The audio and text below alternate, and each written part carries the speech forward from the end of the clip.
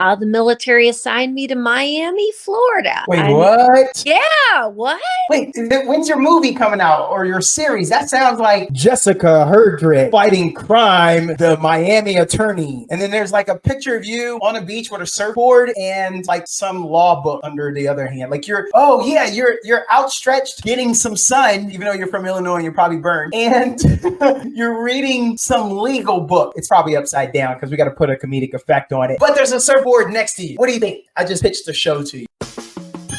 Is there anything better than a trip getting ready? Nope. For a long journey where our podcast released a new epi, searching for a fade fiend, new fixation. Giving this a subscribe is the same sensation. Started with the day ones, they gave us fuel to support the season. Could have been anywhere in the world, but you're here for a reason. Notification bells, text some friends, all to let you know. Check your Bluetooth, connect, talking with Donato.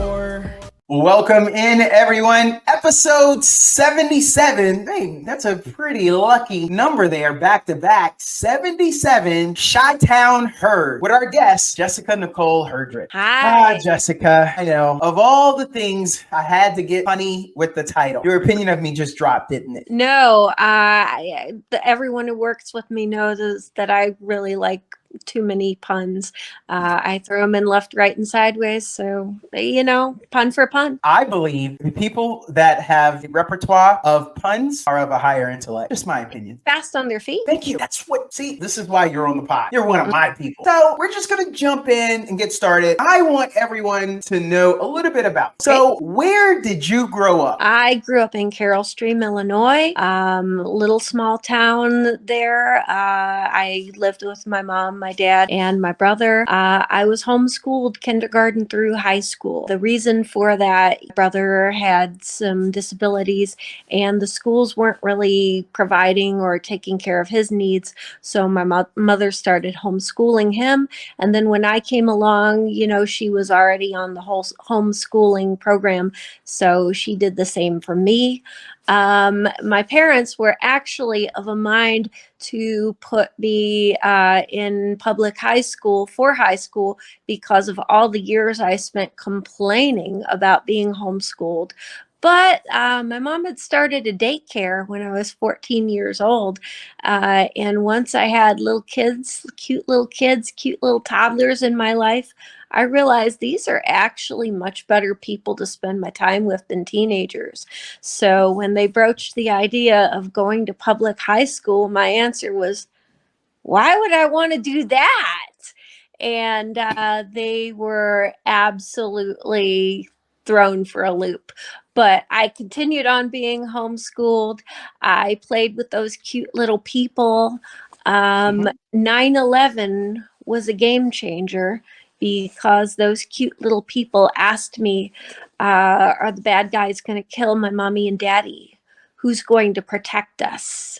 And I said, I would.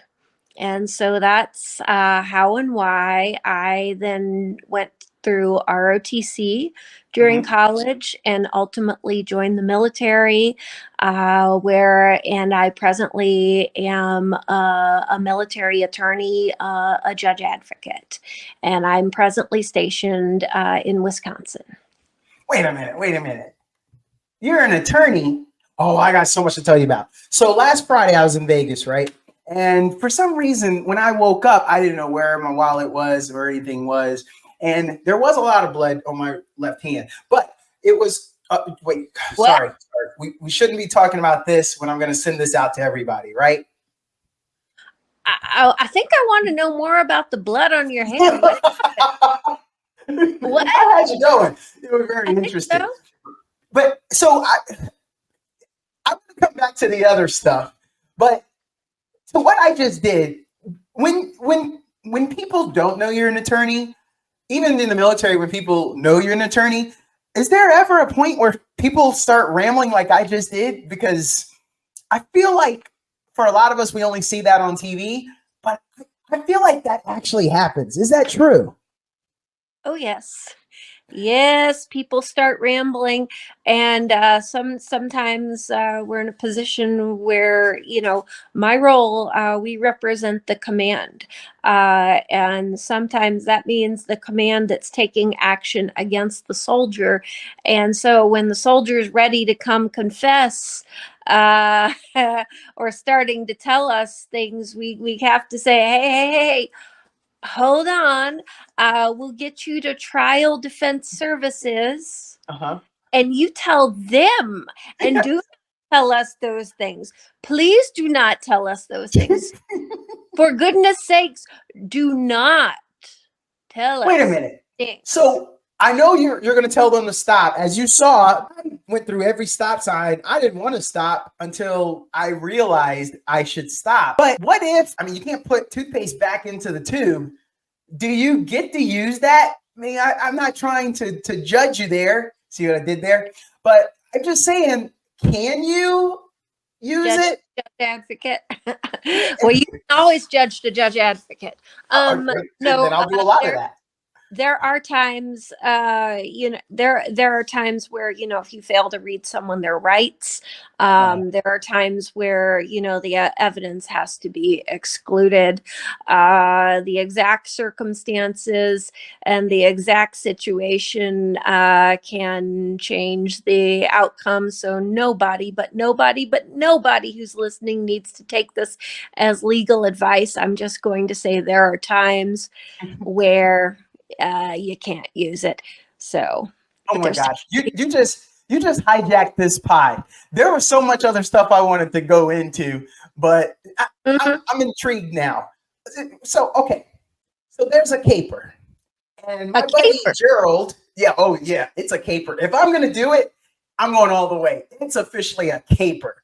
Like we are one step away from Ocean's 11. How does one define a caper? Oh, if this goes south, the words may come out of my mouth. You guys are never taking me alive. Well, hey, a caper. I would advise against any and all capers. That's where I'm starting. You're not the boss of me. You're not the boss of me. If I need this to feel alive, I'm going to do it. Again, I can only advise. Oh, see? Don't have to take my advice. Oh my gosh. We're coming back to that too. All right. So the caper is afoot. The caper has been done. I don't know. Maybe there's a little evidence. Maybe the Roscoe, Popo, the pigs. Man, no cops are going to want to listen to this now. I can't think of any more things to call cops. But anyway, the cops are closing in. To get something on you. Why don't you just state, your home address and your license plate number? They're coming for me. They're coming. Well, we are 7 minutes in, and I'm already the most wanted man in Texas. We're outlaws here in Texas. Wow. Jessica, we're outlaws here, and I got to live up to it. So I'm so curious then. So in that caper, I think his name was Gerald. Gerald feels the walls closing in. He's starting erratic breathing, sweating. He's been calling me, and I've been telling him, hey, man, keep a straight face. We're not going to get caught. What if he runs to you? Because I know you said you're going to send me to trial defense, but what about my buddy? If he wants to come to you and like, hey, this happened, same thing. Do you have to send him away too? Gerald. So Gerald, huh? Yeah, Gerald is his name. Gerald is his name, and a caper. And are we talking about you presently still a soldier, presently still in the military, or a good question? Civilian guy who's completely changed careers and gone media? It really is very situation specific. Yeah. Oh man. Well, this is all really hypothetical.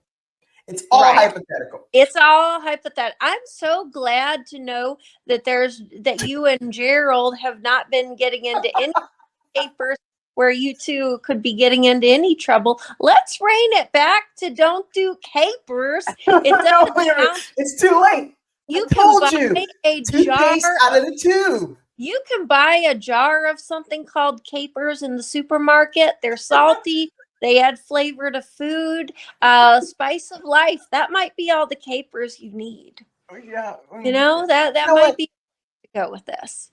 Okay, well, how about no more capers after this pod episode? How about that? You talked me into it. But you really want to know if I would have to send Gerald away, Yes. and I would have to say it really depends on, you and your status in the military, me and my status first in the military. Would Yeah. CID, criminal investigative division, or military police or regular police have to send Gerald away? Oh. I'm just going to say it could be different one situation to another. It could be Mhm. different based on status.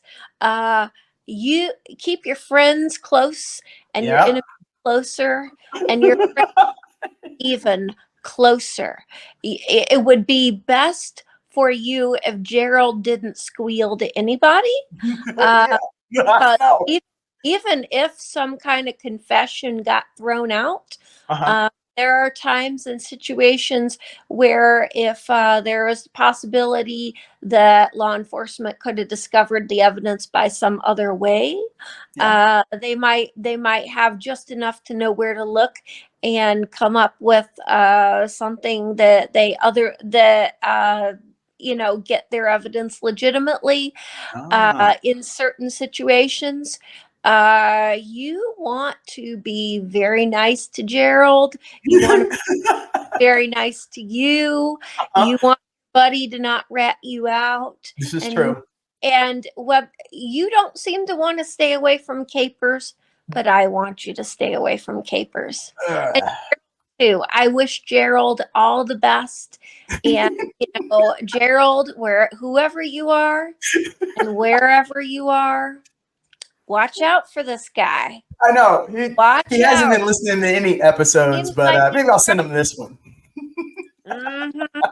So Gerald, keep You brought up a good point. Earlier, you mentioned, does this happen often where here you are giving me advice and I just keep smacking your hand away when you extend it to help pull me out of my caper muck? But would you say out of every 10 cases where you offer advice, let's just say, or not a case, but just bear with me on this. Allow me some, what do you guys say in court? Allow me some latitude, Your Honor. Longitude. Sure. Latitude? Latitude. See, I watch the shows. That's why this is like I'm geeking out here. I'm so happy that you're on this episode, but I'll try to fanboy it later. So what happens when people like me chasing the capers smack your hand away? At that point, you just got to sit and let them get hit by the onslaught of negativity that they brought into their life. Because it seems like that. I bet that happens a lot, right? They don't take your advice. It happens at times. Okay. Yeah, there are times where, it's like, didn't we talk about you not doing that thing that you did? But I'm really good at it, ma'am, even though I got caught. So yes, that happens. So what do you want to know about it? Yeah. No, you just told me. That's okay. We're coming back to that. That is too much fun. But I wanted to keep setting the table for everyone. Let's go back. Did you say Carroll Stream, a little small village in DuPage County, Illinois? Well, the census? I didn't say DuPage County, Illinois, but you did. That's true. And it has, by the last census, 39,000 people. If you say so. Man, that's so small. Right. I feel like you know everybody in that village. I don't think it's that small. We're Mhm. not exactly the Village People. We're not exactly doing YMCA, You're but stealing my jokes. I'm trying. You. I mean, I gave you latitude, but you showed no gratitude. So now I got. Well done. Thank you. Ladies One and gentlemen, this is why she's on the pod. This was no mistake. One thing that's kind of cool about the town, Yeah, how it got its name, because Carol Stream sounds kind of like a person, doesn't it? it does. Well, Jay Stream founded the town, and after his daughter Carol was in some kind of bad accident, he thought, hey, I'll make you feel better, kid. I'll name a town for you. So it No. was named after a person. It's Carol Stream. So that's how the town got its name. Good place to be, good place to grow up. It has one of the last, drive-in movie theaters. Uh, Whoa. there aren't very many of those left in the country, but there is a drive-in movie theater.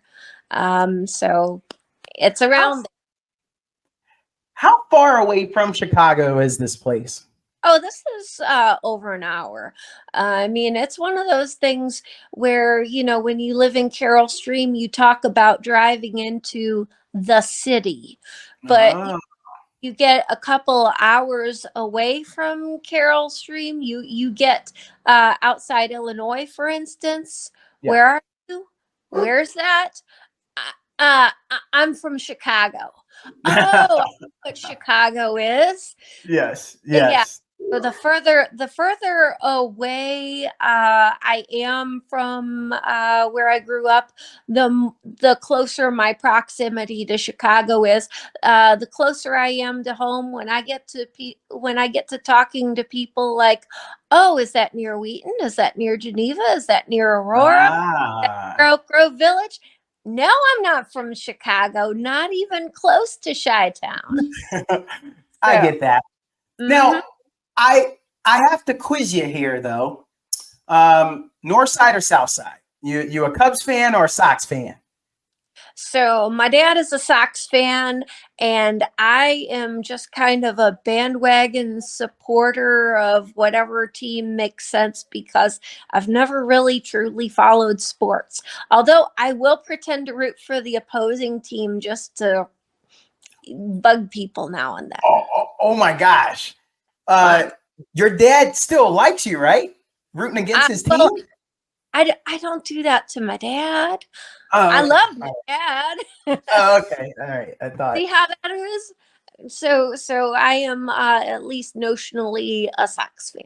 So All right. Okay. South it's side. South not. side. Comiskey Pot. Is it still called Comiskey?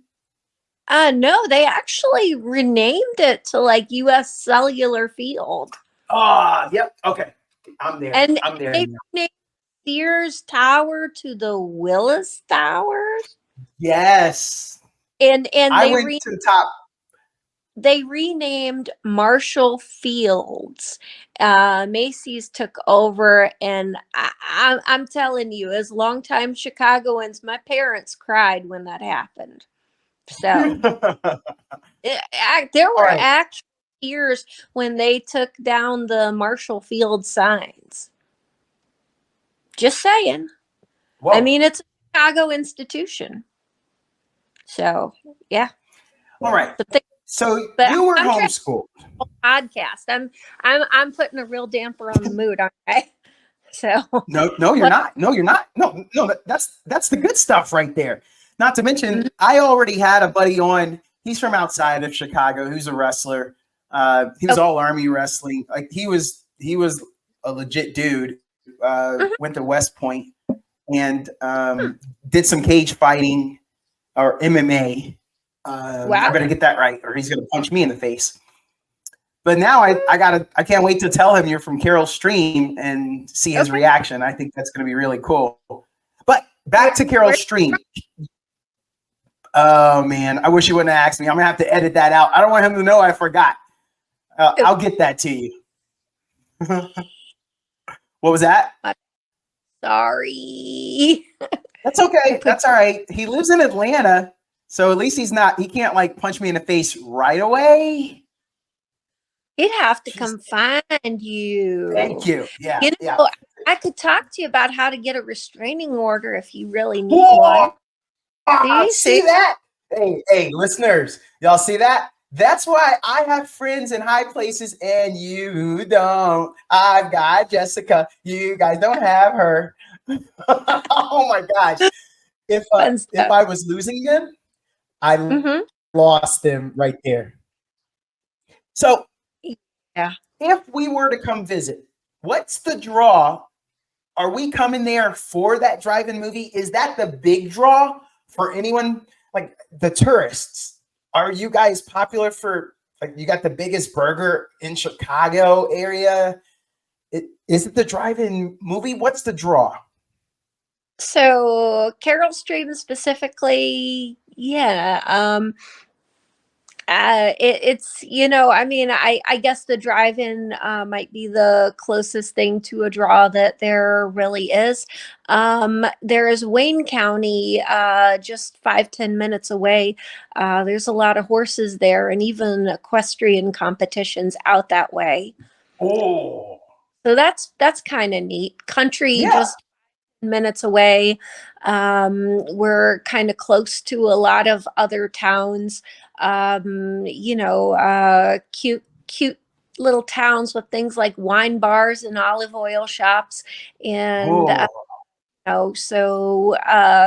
I think Carol Stream is really kind of good for a location. It's near a lot of other places you might want to be, but it's otherwise a little suburban town without necessarily a big claim to fame. mhm. Although I do, it does have it does have some nice parks and hiking trails and things like that that I really enjoy. Oh, you're a hiker. Hmm. Sort Okay. of. You don't need equipment to be a hiker, and you don't need No. to be very good at it to be a hiker. You just need a left foot and a right foot and a willingness to keep using them. So, it's a really easy sport to pick up. Oh no, you don't. You need a little more than that. You need a sense of direction. What if I get lost?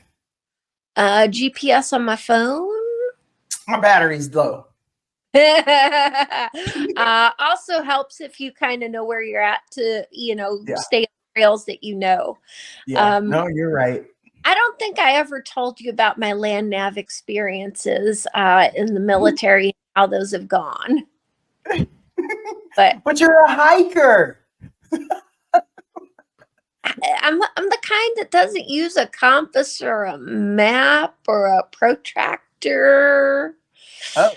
or any of that. It's just kind of like I find my way there. I go in a straight line and double back when I've had enough. Yeah. Wow. Okay.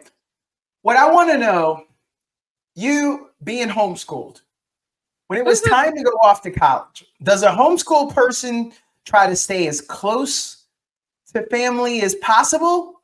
Or could you get as far away as possible? I'm so curious. Where'd you go when it was time to go to college?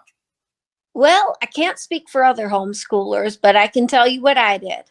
My first thought was I was actually going to go to community college, knock out some of those gen ed classes, Yeah. and save my parents some money and figure some things out.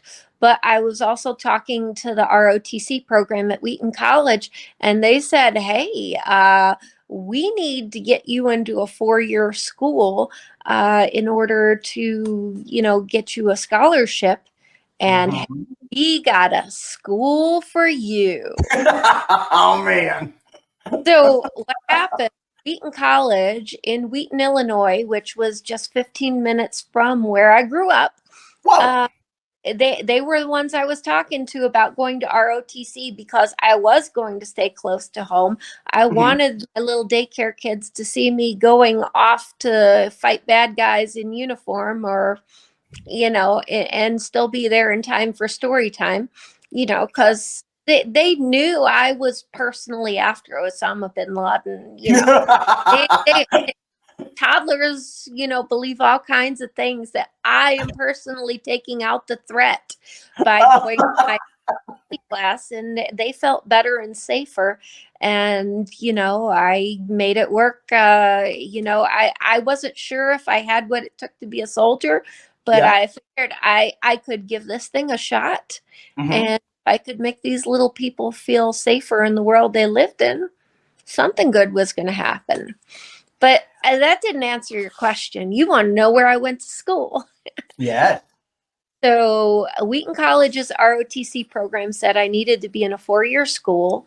They had just added a new school to their ROTC program.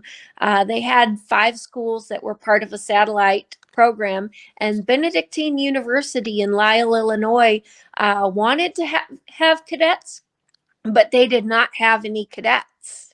Hmm. Got their first cadet. No. Me. So that's how it went. I continued living with mom and dad and I went to school at Benedictine University, and I did my ROTC with Wheaton College, Rolling Thunder Battalion. Now, you being at that satellite school, was that a challenge? Especially because you're coming from the school by yourself, so everyone's like, here comes the Benedictine girl. Like, was it kind of like that? No, not quite like that, but not quite not like that. Because there were, I would say, all my former cadets, everyone I worked with, served with, all really wonderful people. However, I don't feel like I quite had as much opportunity to know them as well when I was Mhm. a couple mornings a week for PT, and a long Thursday afternoon for lab, as I Yeah. was, if I lived on campus, ran into them, in the dining facility, in if we shared classes, if we shared dorm rooms, if we shared our whole lives and our whole college experience. Yeah, I maybe didn't get quite as close to some of them as I might have had I been there on campus. But on the other hand, when things got a little stressful, to be able to leave that place and go to my school away from it all, Mhm. and Yeah. just be Jessica Herdrich, the student. Yes. That was a nice Yeah. thing sometimes. So it had its pros, it had its cons. Like everything, it is what you make of it. Um, feel like there's a lot of you know what? I think my dog knows that I have someone from Chicago on the line, and Uh-huh. we're afraid our house is going to get broken into. So when you have the opportunity, you lived at home at college, or you were in the dorms? No, I lived at home. Now, when you're on campus, but you got mama's cooking right there, do you bring something from home, or are you eating on campus? There was a little of both. I went home for dinner every night. I brown bagged it some, but oftentimes what they had to eat on campus was better than any of the leftovers in the refrigerator. So I did a mix of buying and eating at home. I came to know Bev, the cafeteria lady at Benedictine, really well. It's a really Hmm. sweet lady, which tells you I ate there a fair amount. Oh yeah, you still remember her name? That's pretty awesome. Shout It out was to a Bev that's from right. Benedictine. I hope she gets this show. So where exactly did the idea come from for you to be a military attorney? What? How did that come? Uh, That doesn't sound like when you're like, oh, I'm going to help get Bin Laden. If that seems like a far ways away from, I'm going to help get Bin Laden. Oh wait, military attorney. So how did that come about? You got to know. hey, that's fair. That is totally fair. I spent most of my high school years watching a very long running TV show, Jag. Ooh, Right. I've heard of it. I'm sure you've at least heard of it. Oh, heck yeah, I have. But all through my high school years, this is what I was watching. So Harm, Mac. It's a funny thing. It wasn't until I was in the JAG Corps that my mom wondered when I was going to get my wings because she saw Oh, Ab's pilot wings that were part of the show, and I had to mhm. tell her, "No, mom, that's because of the main character's Navy background flying planes. No, no, no. The JAG Corps insignia is this little wreath with this crossed pin and sword." And she's like, "What?" I know that don't sound as cool. We Not want wings. We want wings. My mom did for sure. I have gotten her to come around on it, although the whole pen is mightier than the sword is just, it's not wings. No, it didn't. No, that didn't sell her. You But lost a little steam there. The wings, pin. But I mean, but I watched this TV show during some pretty formative years, yeah. and it's funny. I had a friend of mine about the time I was in high school, and we were both talking about what we were going to be when we grew up, and talking, and at that point in time, I was more disillusioned than I should have been. And I said something like, probably end up doing something boring like selling insurance. I mean, who really gets to do their dream come true in this world? And Yeah. my friend Laura Martindale, Laura, who became the first woman to sail on a Navy sub, Laura, who went to Annapolis, Laura looked me in the eye and said, "Well, I want to be like those people on JAG, and I want to go to the Navy Academy. And, somebody out there does get to do those things. Wow. Somewhere, somebody grows up to be the ballerinas and the Mhm. firefighters Yeah. lawyers and the JAG lawyers and whatever. And the difference is those who believe they can and are willing to work as hard as it takes to get there." And after I picked my jaw up off the floor and Yeah. collected the bits of my mind that had been blown, I got a fresh perspective and realize that our possibilities really are limited in a large measure by what we are willing to believe is possible.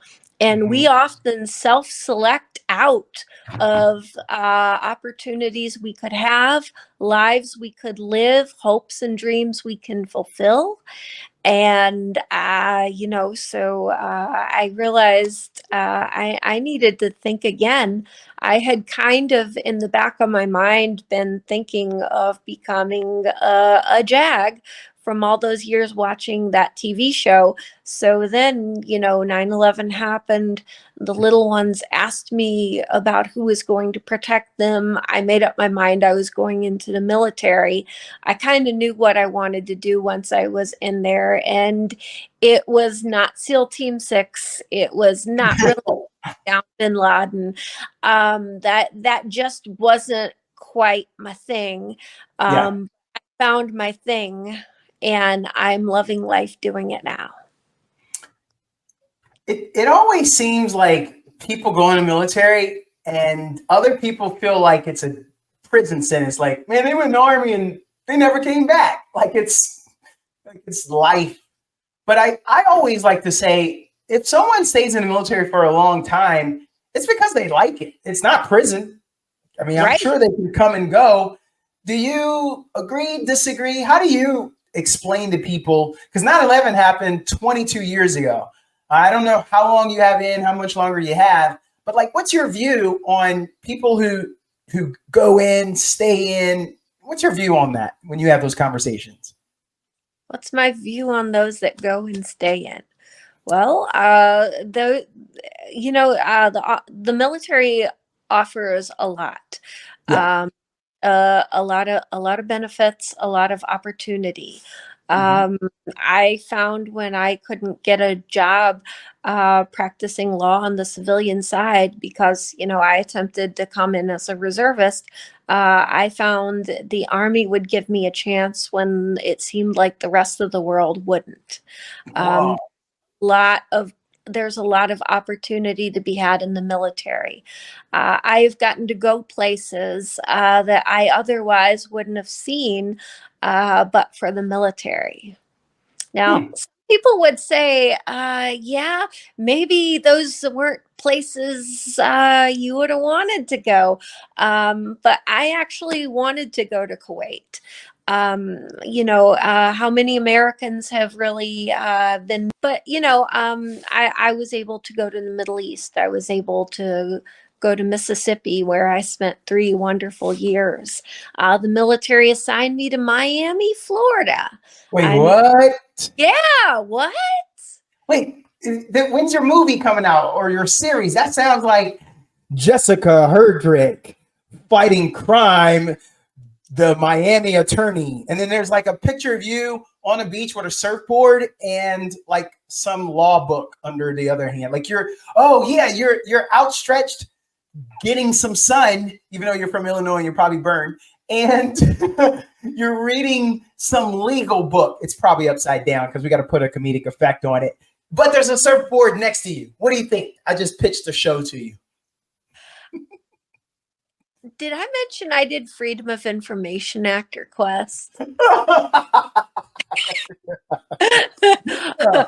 Or that a sounds letter cool though. starts with F. FOIA. It just seems like there are there's got to be out of 100 people only you that was able to go to Miami and be like in the Army. It sounds so amazing. Like again, that ain't on the brochure. I'm sure a lot of people would be joining. All my cousins would have joined if they know, oh, the Army's gonna send you to Miami. What? I'm in. How did you get out of Miami? Like you had to break out. Like, did they force you out? Are you running from the coppers? Why would you leave and go to Wisconsin? What the heck? Are you feeling okay? Did you hit your head when you were surfing? Miami to Wisconsin. It is kind of a surprise, and a lot of people would think you'd be. I would have been very unhappy about that, but it was a really good and really right move from me.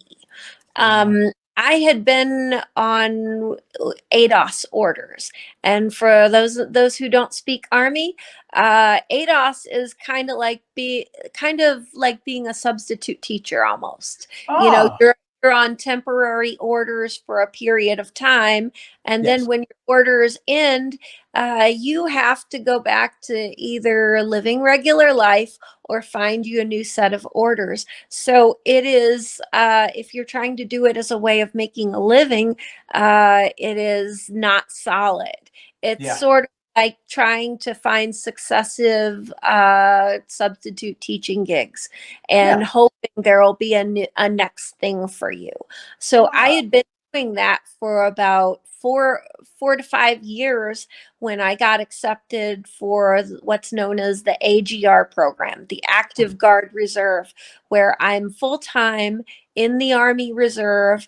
And after one job gets finished, the Army is going to find me a new job, and I have job security. So I got picked up for the AGR program, and I got that job security mhm. while I was stationed in Miami. And so I was very, very happy to come to Wisconsin, close to home and family, in I what was understand. the first of a series of permanency. I got a job, and knowing that I will have another one, and knowing I won't, have to go back to the civilian sector Yeah. or, on the waiting game looking for a next set of orders. So this was a very good situation. And I got to tell my dad on his 81st birthday that I'm Wow, home. that's cool. So yeah, it really is cool. So if the Army says, hey, we got to find somebody to go to Miami, are you down? Would you want to go back? You know, Miami had a lot of good things in it. Um, Oh, it had a lot of good things. Though, I don't know that it would be my first choice place. Uh, oh. I remember seeing some of the bright lights and things and thinking my 25-year-old self would have been so into this and not quite muster up the excitement. Yes. Uh, I think you have to be at a certain stage and place of your life to properly appreciate Miami. Yeah. I did get to fulfill one of my dreams, which was, living in a place with a pool and palm trees and near a beach. And Yeah. landlocked Midwestern kid, I thought that was going to be paradise. And I found out it is possible to get tired of swimming. Who knew? Oh man. I yeah. I Of had course, so many jokes for that. there I don't there know are anybody from Chicago that can swim. Well, how'd you learn to swim? right. My mom had a couple of drowning scares, and she made very certain that I could swim. So Oh, good job, mama. swimming lessons, yes. So Actually, yeah. there's kind of a funny story about that. So despite swimming lessons, ROTC's combat water survival training was not Yeah. something that basic swim lessons had prepared me for, because Um, you have to be able to swim in uniform with heavy boots. And one particular stroke I'd never learned was the side crawl, which you have to be able to do. So I could do some of the stuff like jumping off the diving board blindfolded, holding a rifle over my head. Okay, fine. I could do a flip underwater and, take off some equipment. Yeah, I could do that. yeah. I could do this side crawl thing, and I went under. Oh And man. they gave me a weak swimmer tab. What? Yes, little flap of fabric to tie, to the buttonhole Mhm. around at my collar, so that they tie around a button so that they could identify me as someone who might need a little extra saving from the lifeguards. Well, That sounds great. I told my mom, and she's like, "Oh, I know what to do about this." My swim teacher's sons both went into the military Oh. and also helped mom at times, with her swim lesson business, and gave private lessons. Mhm. So mom found me a lieutenant colonel who knew what combat water survival training was, Mhm. who met with me at the gym, and so there were some swim lessons, and I learned everything I needed to do in order to pass the class. We did everything. I even brought uniform and boots to the pool and just made sure that the weight of those wasn't a problem for me. And that next year, I did not need that little weak swimmer tab anymore.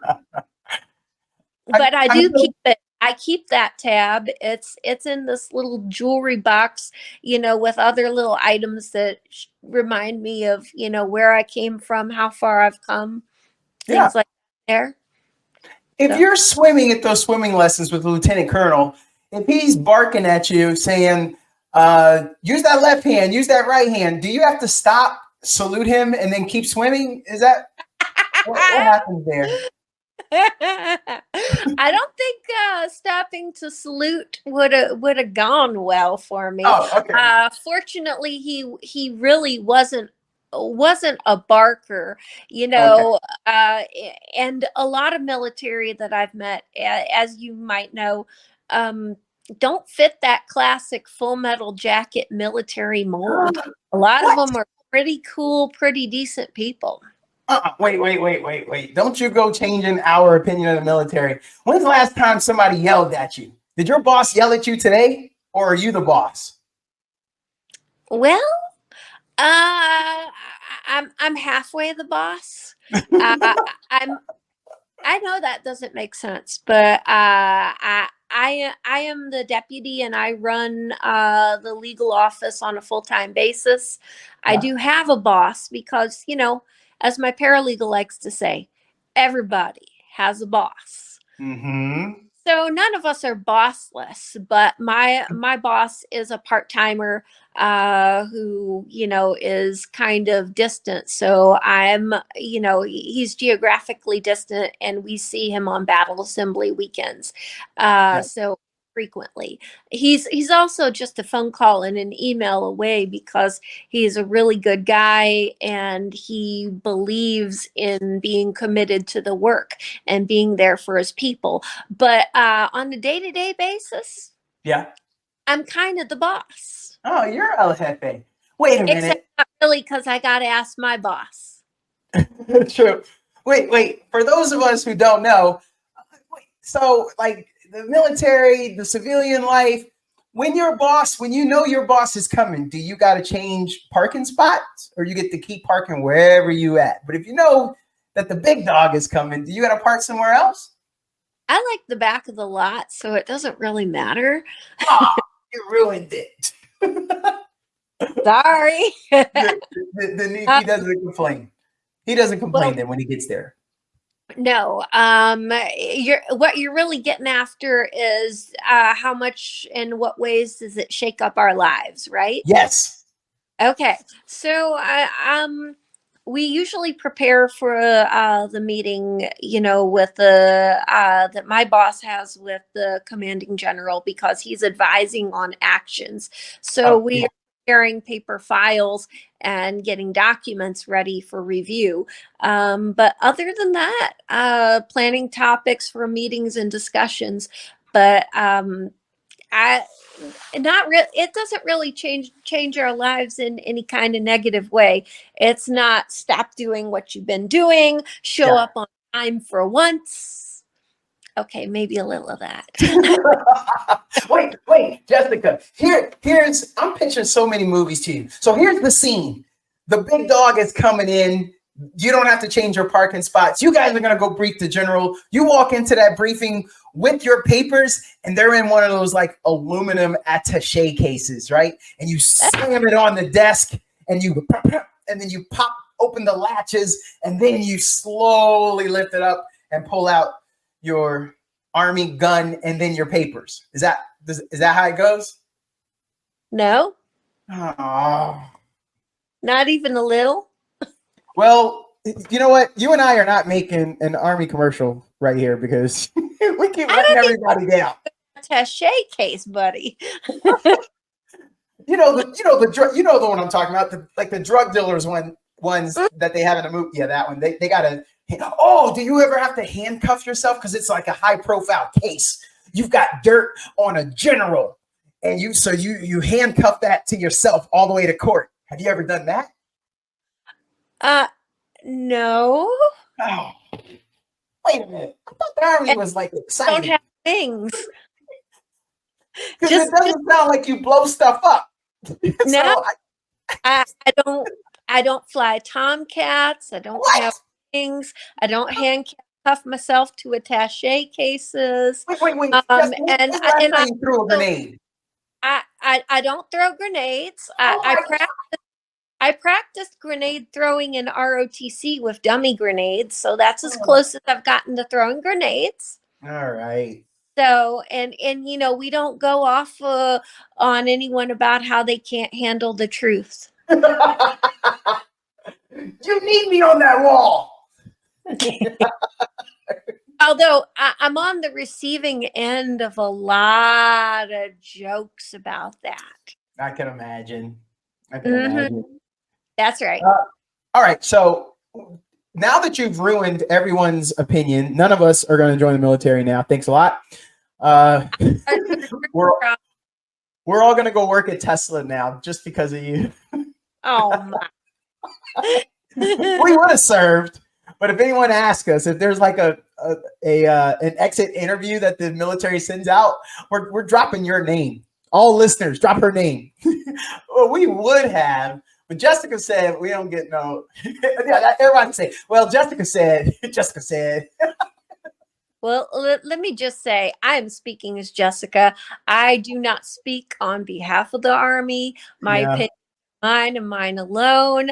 They are not held or shared by that of the U.S. Army or the Yep. Army Reserve or anyone in it. And so, what that means, if you ask the right people who are empowered to speak on behalf of the actual Army, you might find a recruiter who Yeah. will tell you about the attaché cases, the handcuffs, the Yep. guns, the Yeah, grenades, that the stuff. wings. You sign up for the JAG Corps and you do get those wings, airborne wings, air assault wings. If you go to the right schools, you just might find a recruiter that'll Yeah. tell you all the things you want to hear, and I just recommend that you see it in writing before you sign on the dotted line. Look at you. See, still giving great advice. That's I awesome. So, try, what are try. you listening to on the way to work? What's on your playlist? What tunes do you listen to nowadays?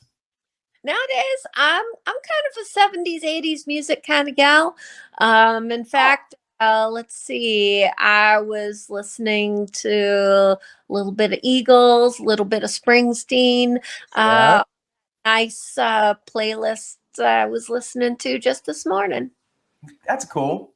Hmm. I want to know if you could meet 5 people, dead or alive, bring them back. They're healthy. Don't worry, they're not zombies. Who are your top 5 people that you would like to have dinner with?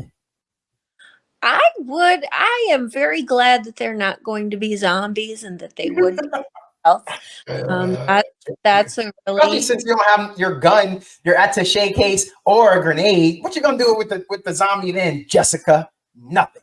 Are you gonna ball up one of your pieces of paper for the general and throw it at him, or uh-huh. make a pointy nosed airplane and poke them in the eye? I probably would not do those things. Oh, maybe you take it and then you run up to him and give him a wicked paper cut, then jump back. And you're stalling, but good because I got a deer in headlights look and need a minute to come up with 5 people, Yes. dead or alive, that I'd really want to sit down with, meet, and have dinner with. Right?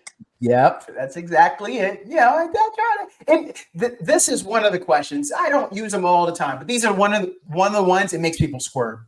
I always tell you guys, oh, this is going to be easy. This is going to be fun. But I do have a couple questions that make people squirm, like this one, because you're like, oh my god.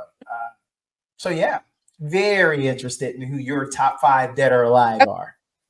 Okay, so my number one, I would like to meet Jesus.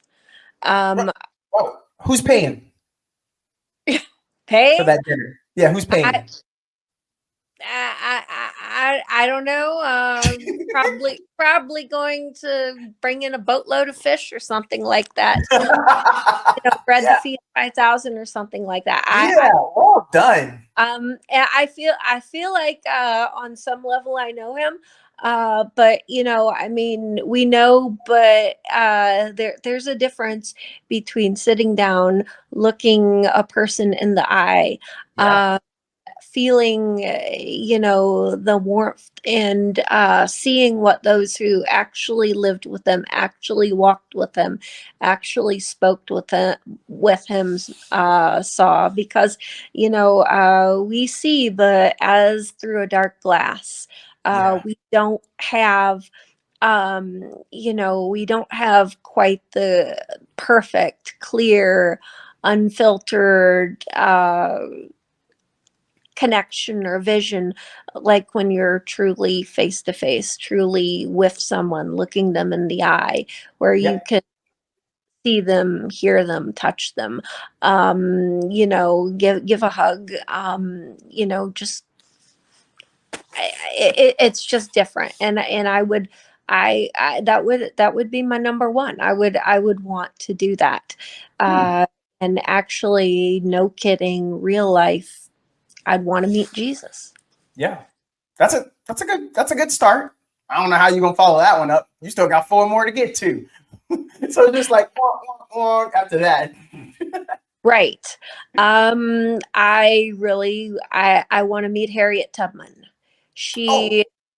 She was such a brave lady and Mhm. such an inspiration. There was a lot of courage that woman had.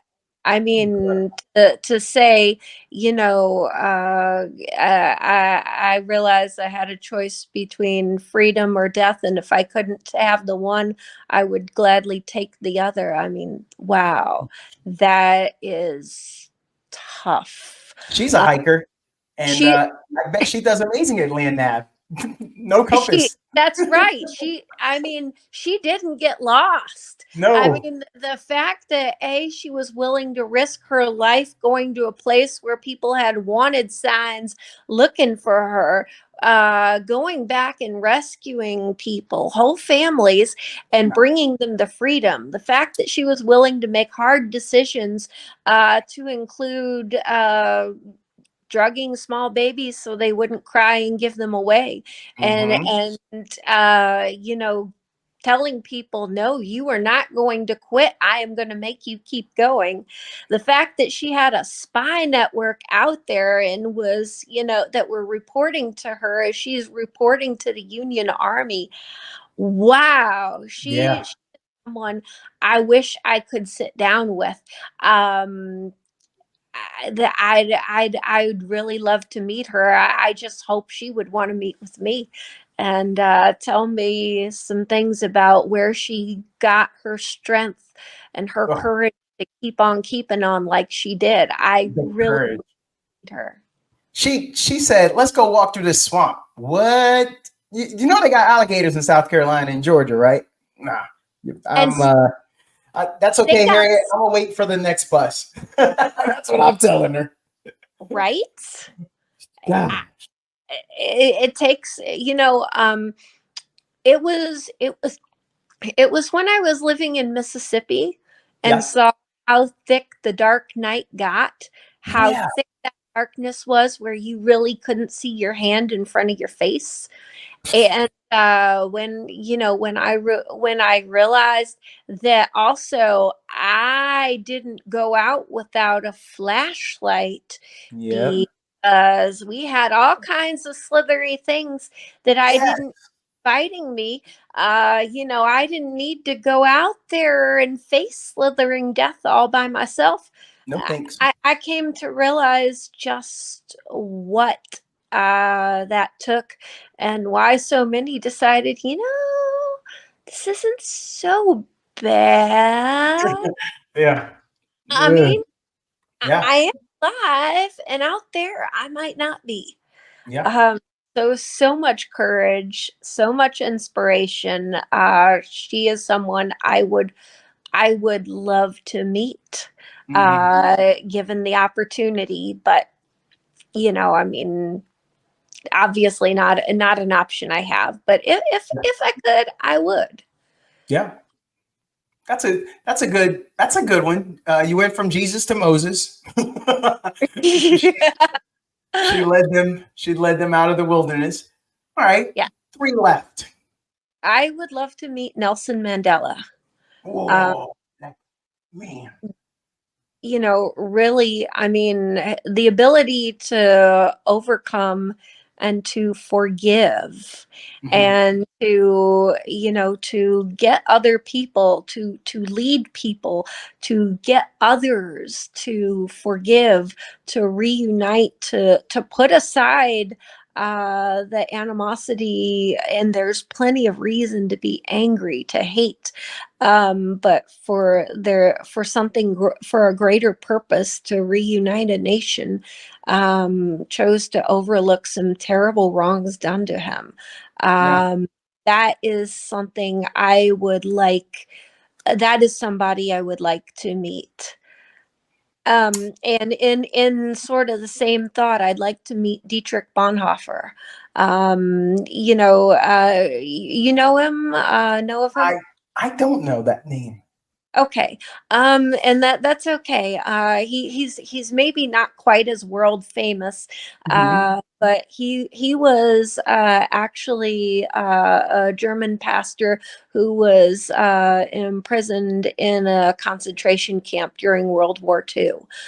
He actually had an opportunity to be freed, and he chose to stay and to minister to those who remained within.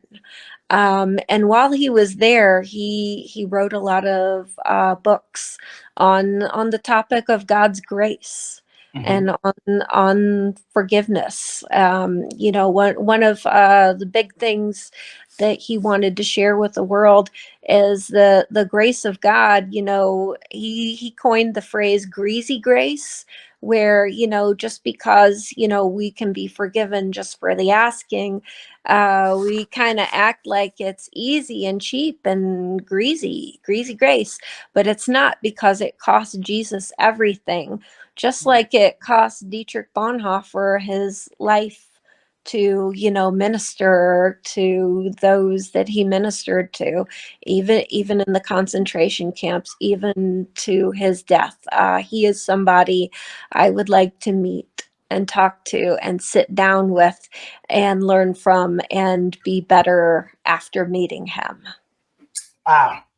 I don't even know who these last two are going to be. You got one left. Sorry. We did Jesus. We did Tubman, Mandela. Yep, we're just down to one. Oof. How are we going to finish this off? That's a tough one. I think I'd like to meet my great-grandmother. Yeah. My mom talks about her grandmother all the time. Leela Morgan was really close with Grandma Morgan, and says just great things about what a wonderful lady she was, an inspiration to her, and how much she's like her. So, I think in terms of family and family connection, I think I might just like to meet her, say hello. I'm your great granddaughter. Here's how life's been going. And I'd like to, hear a little bit about, how she lived and how she grew up, because pieces of family history have been passed down in sort of a scattered kind of way. There's a lot of missing chunks. In fact, there's a lot that's missing. My grandma was, she's part Cherokee Indian. She doesn't even have, didn't have an official birth certificate. She their Otis, when they were of age to get Social Security, they found their third grade teacher, who was now in her 90s, who wrote a little letter saying that Eva and Otis were in her class. And this was common of many with Native American heritage. They weren't born in the hospitals, and the states didn't necessarily think it was worth their time to even document their existence. Wow. There were times where, Native Americans could not serve on juries, a lot of things like that. And there's missing pieces from the family history and heritage. So I think I would like to talk to my great-grandmother, Leela Morgan. How did she spell Leela? Lela. Oh, yeah, that was my guess. Yeah, that's a nice name. It is. I kind of thought in the back of my mind, should I ever have kids? And I'm thinking of adopting in the next few years. But Whoa. Little Leela, maybe. Wow. So if you adopt, when you make your decision, if it is positive that you're going to do it, will you secure your kid to yourself with a pair of handcuffs then? And then in place of a diaper bag, you use the metal attaché. Let's say you. I don't know. You know what? There was a time where I judged the kind of parents that use those little kid leashes things. But then I went with my friend and her two little boys that didn't believe in holding hands, and we wandered through New Orleans. And I came around on my opinion of parents that do whatever they got to do to keep their Yes. kids with them. They just out here trying to do it right. And honestly, they have, I think this is a military term, they got command and control. So by any means necessary, they got it done. I will not be using handcuffs to answer your question. All right. Well, yeah, one person's handcuffs is a person from Chicago's leash. Man, you call it what you want to call it.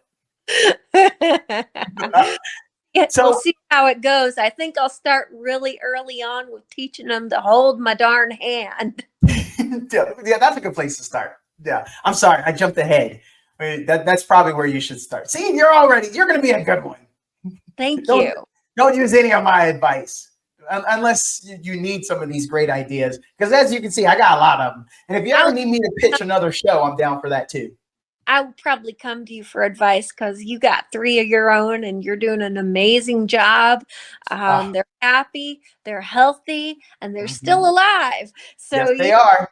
Things very, very right. Yeah, well, thanks. Final pitch. We're about to land this plane here. Mm-hmm. Wisconsin Writ. That's the name of the next episode, the next series. Wisconsin Writ, like writ of habeas corpus.